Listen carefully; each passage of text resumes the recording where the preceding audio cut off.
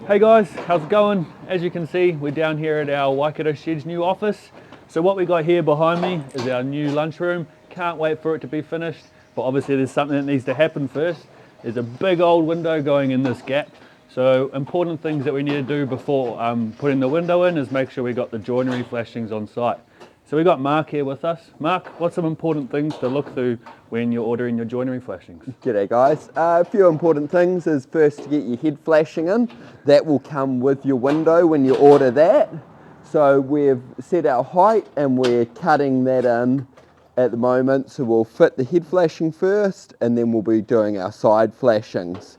So I'm just measuring the depth. So I'm holding my ruler firm on the back of my window and then measuring forward and looking at that measurement. So on this it's 135 mil, and then put your square through and then measure off there and find what that measurement is there, and do that measurement and then the measurement into down there for that. So what's good is once you've looked at it, is draw it on a piece of paper, and then as you measure it, write down your measurements on each piece. You want to have it pretty tight, but you can give yourself a little bit of wriggle room so it doesn't have to be spot on the millimetre, just a little bit extra so it all fits in there easy enough.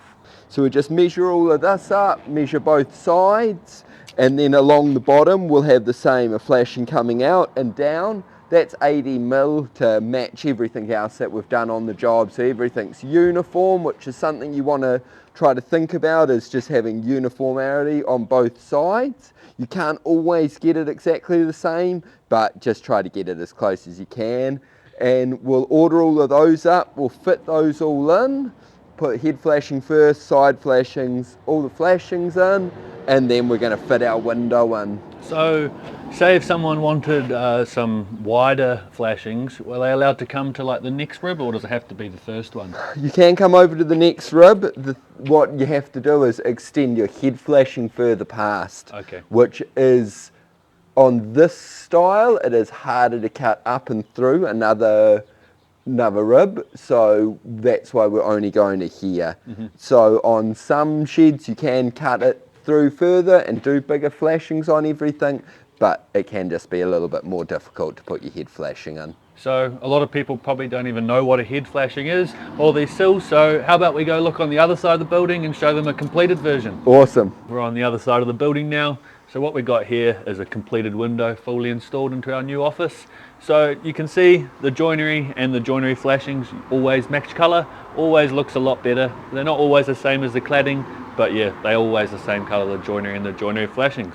Mark, do you just want to kind of show them exactly what was going on the other side? So what we've done here is, while the window is out, we've popped the head flashing in, and then we've started by putting our bottom flashing in. You see here, under here there is foam that we've put up under there, so you don't need to fold those in, it just stays like this. And this flashing runs the whole way through to this corner. So we put that on, and then I've placed this one on, and I've just put a nice 45-degree angle in here, and it just looks really sharp. Screw to hold that into position, and then we've done that at the top. It's just a 90-degree cut, same on both sides. And then when we've installed the window, we've put a bit of double-sided foam onto here, so when that puts in, it seals the window into place. Really easy, but works really well.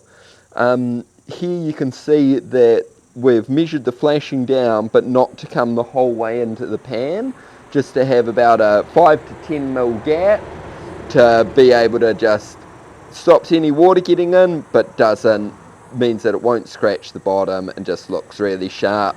So pretty simple to do, worth really taking your time on these bits of the job, measuring twice, cutting once, and just getting a really nice finish on that.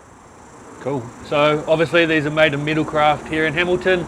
They don't take long at all, very speedy, and they're custom to however you want them.